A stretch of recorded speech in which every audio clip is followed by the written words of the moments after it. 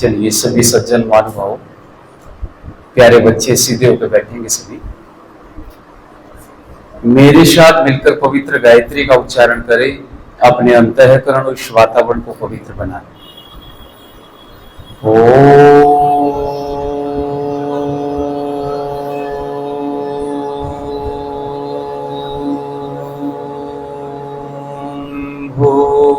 भूर्भुवस्वः तत्सवितुर्वरेण्यं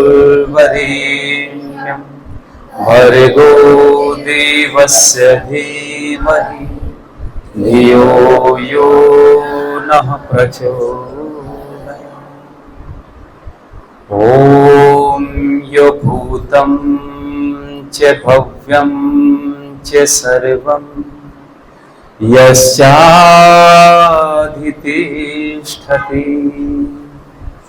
स्वर्यस्य च केवलम्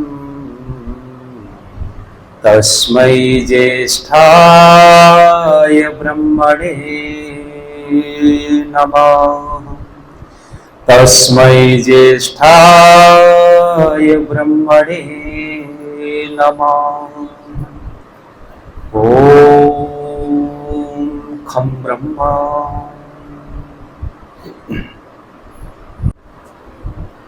समक्ष बैठे हुए तमाम आर्य समाज कोलागढ़ के सभी कार्यकर्ता बंधुओं, पूजनीय वंदनीय मातृशक्ति प्यारे बच्चों, बहुत ही सुंदर तरीके से आप सबने मिलकर यज्ञ किया। और बच्चों से चूंकि आज मैं कई सारे सवाल भी आपसे पूछूंगा और आप सुनेंगे, गहनता से उत्तर भी देंगे। प्यारे बच्चों, आप सबने देखा होगा कि हमारे इस भारतवर्ष में समय समय पर पूरे वर्ष भर कोई न कोई त्योहार आयोजित किए जाते हैं। तो कल आप सबने कौन सा त्योहार मनाया? रक्षाबंधन। सब बच्चों ने मनाया? बहुत अच्छा। क्या करते हैं रक्षाबंधन को? राखी बांधते हैं। बहुत बढ़िया। तो आप राखी कितने बच्चों ने बांधी है राखी को? बहुत अच्छा। हाथ नीचे करेंगे।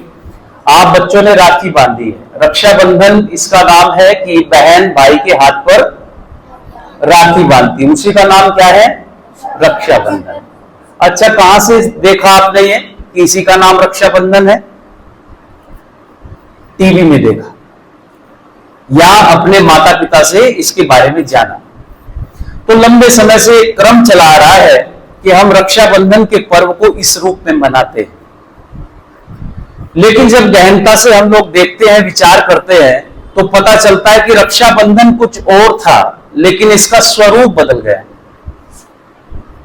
जैसे हमारे बहुत सारे पर्व है ना, तो समय समय पर पर्वों के स्वरूप बदलते हैं, लेकिन उनके पीछे का विज्ञान, उनके पीछे का रहस्य वो जो का तो रहता है, बदलता नहीं है। हाँ, स्वरूप बदलते हैं ऐतिहासिक तथ्यों के आधार पर। जब जब इतिहास में घटना घटित होती है तो बहुत सारे लोग इतिहास को जिस तरीके से लिख करके चले जाते हैं, उसी तरीके से हम उसको ग्रहण करते हैं, अंगीकार करते हैं, स्वीकार कर लेते हैं। तो रक्षाबंधन के इस पावन पर्व को पूरा आर्यवर्त बहुत उत्तमता के साथ मनाता था। और इस आर्यवर्त में मनाए जाने वाले रक्षाबंधन का मैं बहुत संक्षिप्त अर्थ आपको देता हूं। बंधन कहते हैं गांठ को। किसे कहते हैं? गांठ। जहां जोड़ होता है उसको क्या कहते हैं? बंधन। जहां जुड़ना होता है उसको बंधन कहते हैं। अच्छा, कितने बच्चे लोग बैठे जिन्होंने गन्ने का पौधा देखा, तना? जिसने गन्ने को देखा है? लगभग सभी ने देखा है। हाँ, हाथ नीचे करेंगे, बच्चों ने भी देखा।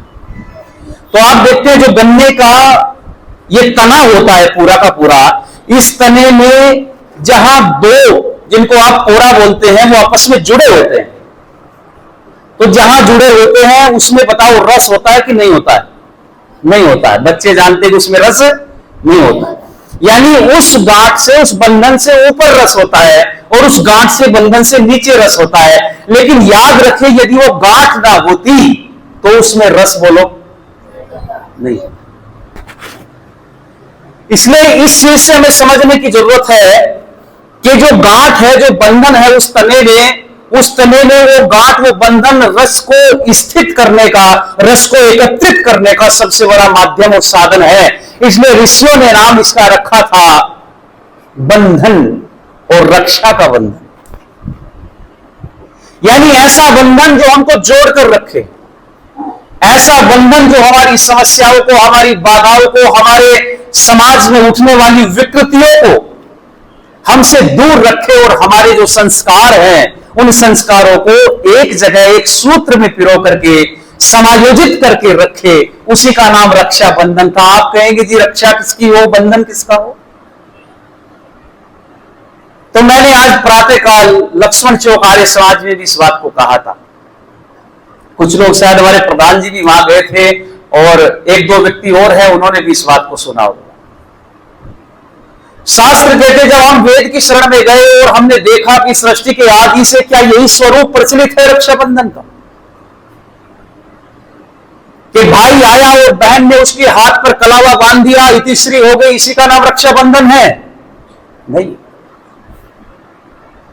तो मैं उस तरफ नहीं जाता कि बहुत सारी ऐतिहासिक घटनाओं से जोड़ करके, पौराणिक कथाओं से जोड़ करके तमाम तरह की बातें समाज में प्रचारित हो रही है, वो नहीं बता रहा हूं। मेरा कर्तव्य आपको वैदिक व्यवस्था बताना है। मेरा कर्तव्य आपको वेद के आधार पर रक्षाबंधन कैसे मनाया जाता था, वो मेरा उद्देश्य बताना है। तो मैं निवेदन कर रहा हूं आपके बीच में कि ऋषि लोग रक्षाबंधन कैसे मनाते थे। तो ऋषि लोग ऐसे मनाते थे, उन्होंने परिपाटी दी है, कहा है कि देखो दुनिया के लोगों, ब्रह्मचर्य आश्रम में व्यक्ति विद्या प्राप्त करता है। विद्या प्राप्त करके हमारे शास्त्रों ने, हमारे वेद ने, हमारे मनुष्यों ने दूसरी व्यवस्था दी है, गृहस्थ। यानी विद्या प्राप्त करके आप जब गुणवान बन जाओ तो गृहस्थ में प्रवेश करो।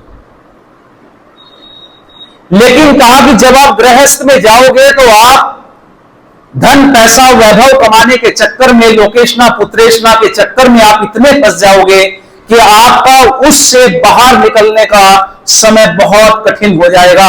आप इतने उसमें संलग्न हो जाओगे कि दूसरी चीजों को भूल जाओगे। तो उन चीजों को याद दिलाने के लिए अगला आश्रम बनाया है वानप्रस्थ, और उससे अगला है सन्यास।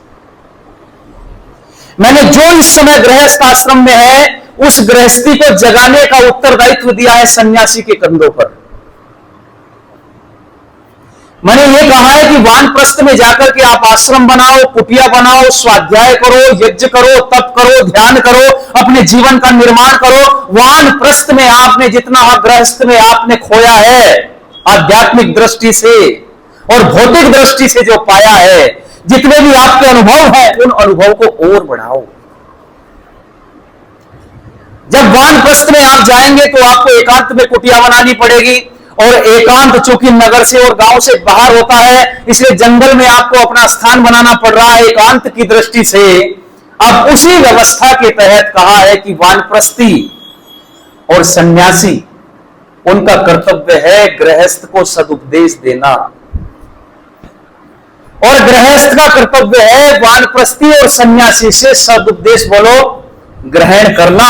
इसलिए कहा है कि वेद का पढ़ना और पढ़ाना, सुनना और सुनाना। मैंने जब सुनने का समय है तब सुने, और जब सुनाने का समय है बोलो। लेकिन समस्या ये बन गई है, जब सुनने का समय आता है तो हम सुनते नहीं है, और जब सुनाने का समय आता है तब हम मिलते। आज बताओ मुझे कितने लोग हैं जो संन्यास आश्रम की तरफ जा रहे हैं। जब अच्छे लोग सन्यासी नहीं बनेंगे तो बुरे लोग तो सन्यासी बनेंगे ही, और आज यही हो रहा है। आज सन्यास्त के जो वस्त्र हैं वो ऐसे लोग धारण कर रहे हैं जो ऐद ऐसे कुछ नहीं जानते हैं, जो निकृष्ट है, निकम्मे है, शराबी है, व्यभिचारी है। ऐसे लोग लाल वस्त्र पहन करके सन्यासी बन जाते हैं, जिसके कारण से सन्यास धर्म से व्यक्ति का नाता टूटता जा रहा है, सन्यास की व्यवस्थाएं खंडित होती जा रही है, वानप्रस्थ बिखरता जा रहा है। क्यों? क्योंकि हम अच्छे लोगों ने उस तरफ बढ़ने का प्रयास बंद कर दिया। और मैं क्यों बता रहा हूं? मैं रक्षाबंधन समझा रहा हूं, रक्षा कैसे होती है, रक्षा किसकी की जाती है, और बंधन कैसे बनता है, इस चीज को मैं समझाने का प्रयत्न आपसे कर रहा हूं। तो आप पूछेंगे कि वानप्रस्थी, सन्यासी, गृहस्थी, आपने इतना सारा वर्णन कर दिया, इसका रक्षाबंधन से क्या मतलब? हाँ है, क्या मतलब है कि इस चातुर्मास में, श्रावण के महीने में, सावन के महीने में जब बरसात ज्यादा होती है तो जो वानप्रस्थी और जो सन्यासी जंगल में बैठा हुआ है, जंगल में अब वर्षा अधिक होने के कारण उसका जीवन वहां पर कठिनाइयों से बीतता है, तो वो प्रयास करता है कि नगर और गांव की तरफ चलूं और उसके आगमन के लिए समुचित व्यवस्थाएं समाज करता था। आज आपने देखा भारतवर्ष के आर्य और पूरे विश्व के अंदर जहां जहां भी साक्ष्य मिल रहे हैं, चारों तरफ मंदिर मिल रहे हैं, जमीन के नीचे मठ मिल रहे हैं, जमीन के नीचे धर्मशालाएं मिल रही हैं, अच्छे अच्छे वास्तुकला के मंदिर के बहुत बड़े बड़े साक्ष्य मिल रहे हैं। आप जानते हैं क्यों है? क्योंकि इस राष्ट्र के प्रत्येक गांव में, प्रत्येक समाज में एक न एक मंदिर अवश्य होता था।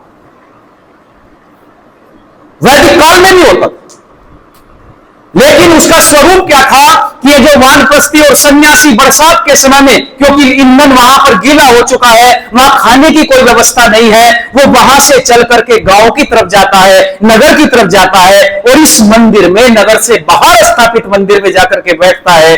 और गृहस्थी व्यक्ति भी बरसात में, क्योंकि वो व्यापारी है, वो किसान भी हो सकता है, हर वर्ग का व्यक्ति हो सकता है, बरसात में काम कुछ होता नहीं और वो खाली व्यक्ति उस समय उपदेश सुनने का काम करे। गृहस्थी उपदेश सुनने मंदिर में आता है, गृहस्थी अपनी शंकाओं का समाधान करने आता है। जीवन में बहुत सारी कठिनाइयां हो, द्वंद्व हो, उन द्वंद्वों को शास्त्रीय रीति से शंका समाधान करके सुधारने का, सीखने का प्रयत्न व्यक्ति करता है। इन दोनों के मिलन को, संगम को बंधन कहा गया, जोड़ कहा गया। सन्यासी और वानप्रस्थी गृहस्थियों से उपदेश करे, उपदेश से क्या होगा? तो कहते हैं कि मंत्रों से और उपदेश से अंतःकरण पवित्र होगा। और कहते हैं कि एक रक्षा और करनी है, किसकी? प्रकृति की।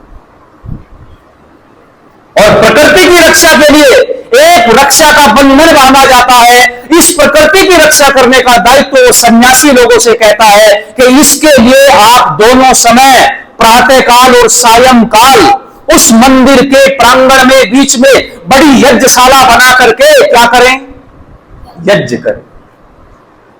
यह व्यवस्था है। तो लोगों ने पूछा क्या होगा? तो कहते हैं यज्ञ करने से प्रकृति की रक्षा होगी, यज्ञ करने से वातावरण सुंदर बनेगा और इसी यज्ञ